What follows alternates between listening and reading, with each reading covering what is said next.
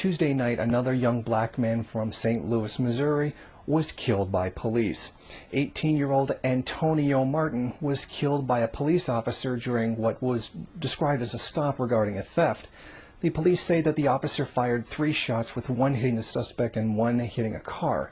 Not all the details are in right now, but there has been another killing of a young black man by a police officer. Very soon after, within only a few hours, there were big protests outside where the incident actually took place. The police claim that the officer was investigating a theft where Martin supposedly pulled a gun on the officer. This caused him to fear for his life and fire. According to accounts, there were 2 men, one dressed in a dark coat and pants, the other in a dark coat and white pants with a white hat. As they walked away from the lot, a police car with its headlights on seen driving into the parking lot and stopping them. The officer gets out of the car, and just as the teen wearing the white pants comes up to him.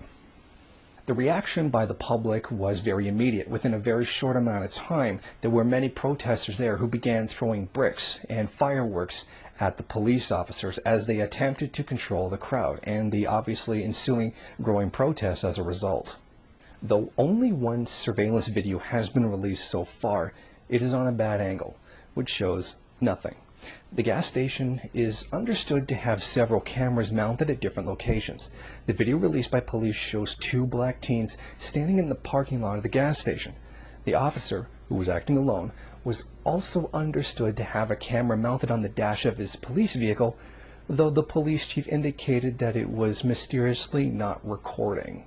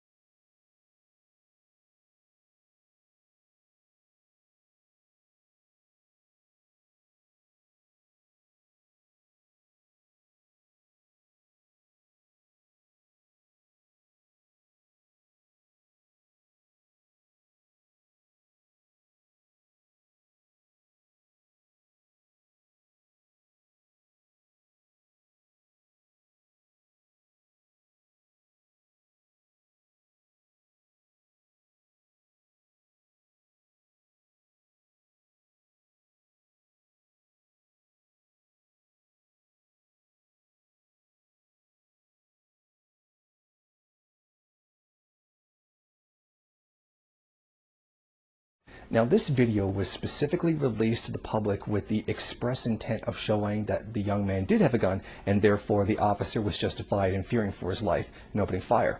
However, in this video, you can't see anything. I mean, it's like on the worst possible angle where nothing can be seen. However, some very interesting pictures which contradict this story have appeared on Twitter. Initial photos taken soon after the incident seem to show no weapons near Antonio. However, in pictures taken around 1:20 to 1:36 a.m., there appears to be a handgun near a police evidence marker where there wasn't one before.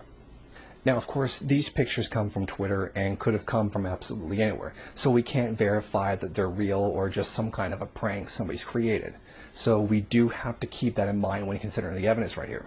Now, of course, Democratic Governor Jay Nixon was made aware of the situation very quickly, and he did take to social media to give at least one brief statement as quickly as possible.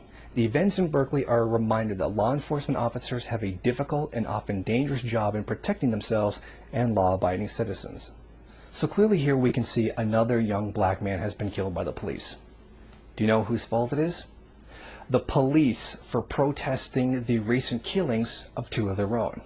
They're constantly going out and protesting and getting angry, clearly whipped up enough anti-protester sentiment, or at least anti-black man sentiment, to go out and kill this young man.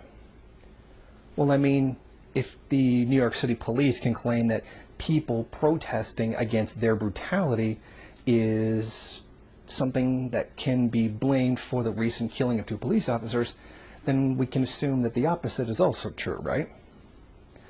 Again, this situation is just breaking at this time. There's not really very much information on it.